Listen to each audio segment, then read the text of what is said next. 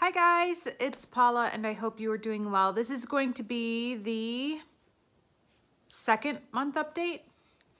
Yeah, I think this is going to be the second month update for round 8 of the Roulette pan collab. This is of course a very large group collab that was created by Rebecca Morgan and Alexi, their channels, as well as a link to the playlist of everybody doing this project will be linked down below so that you could check them out and support them. I've been working on 6 products that were randomly chosen through a list created by Rebecca and Alexi, and I've set some goals for each of these products and I'm working towards meeting them. I am happy to report that I have met one goal at this update. If you've been following along, it's going to be no surprise, but I finally finished all of my highlighting papers from my couture. These actually were not highlighting papers for me and my skin tone. They were really more of like a shimmery blush.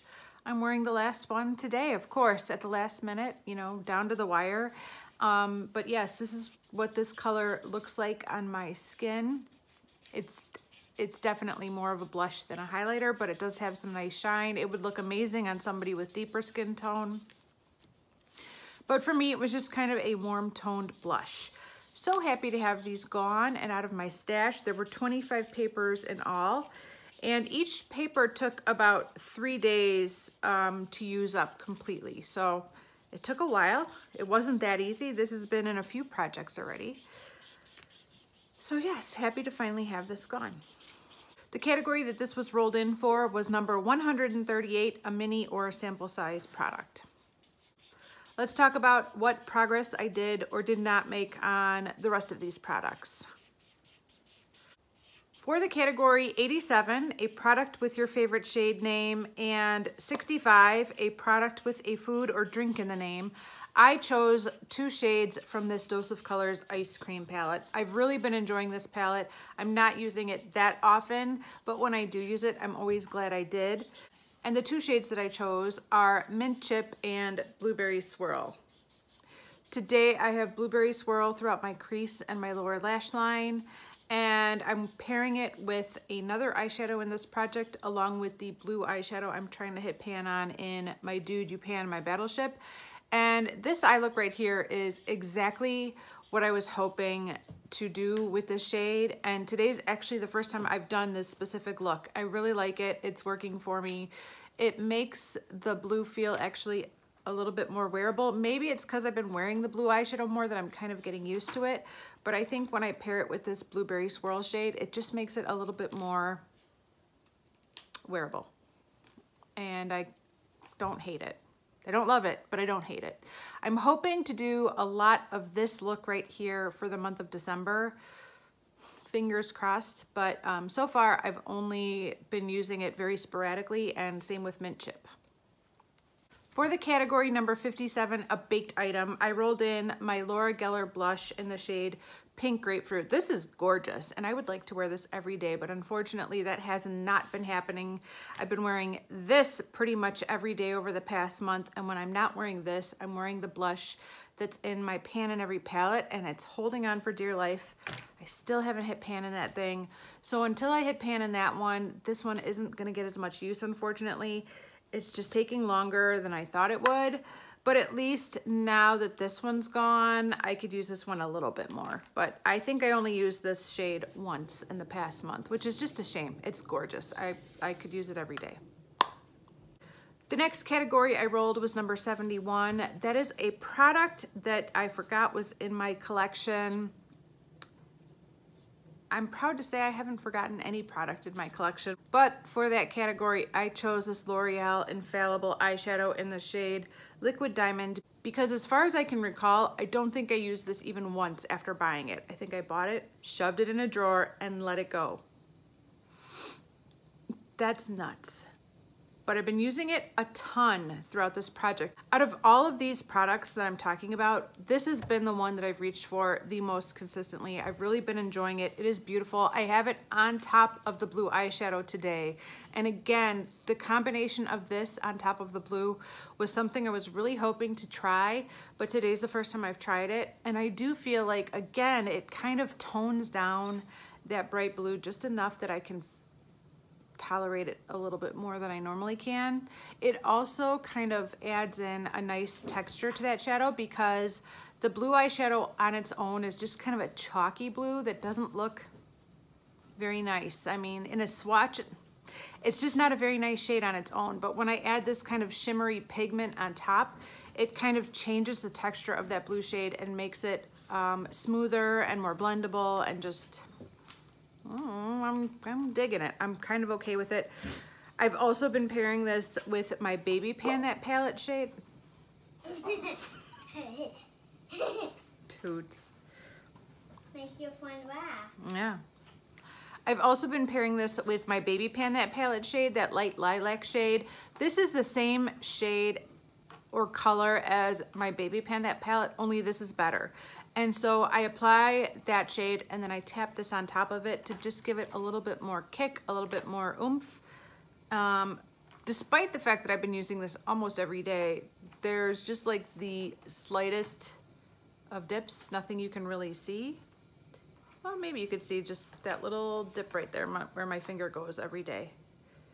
It's so subtle. I mean, it will take me a million years to get through all of this, but I'm really glad I put this product in this project and I'm really enjoying it and it's doing a job. This eyeshadow is working hard at making other eyeshadows I'm trying to hit goals on work better. So I'm really happy I put this in this project and there's no way I'm gonna forget about it after this project is over. And the last item that I've been working on is number 132, an item that makes you feel nostalgic. Of course, I had to roll in an old Lip Smacker Rollerball lip balm, lip gloss. And I have progress to show you. I don't think I can take credit for all this progress. It's because of Hazel.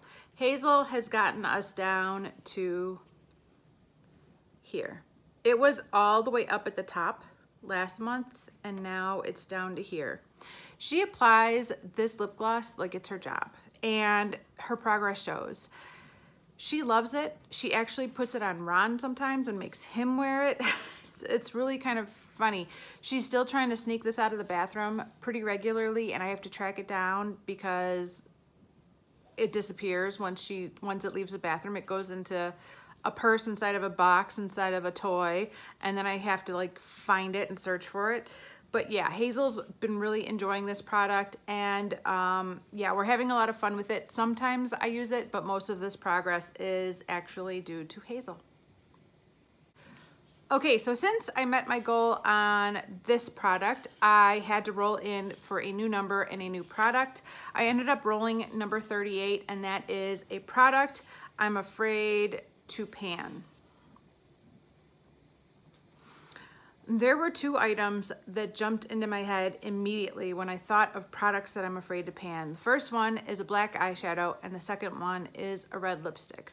Ironically, I have a black eyeshadow in a project and I've been ignoring it all year long.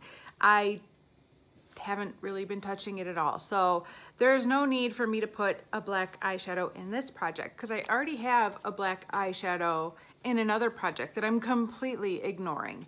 So that leaves me with a red lipstick. And yes, I am absolutely afraid to pan a red lipstick. So I figured it's the holidays. If there's a time where I might feel like wearing a red lipstick, now might be the time. Probably not. I probably still will not feel like wearing a red lipstick even during the holidays, but if there was a time, it would be now. And I figured I'm not going to pan a red lipstick in this project with 2 months left, but any use I could get on a red lipstick would be good.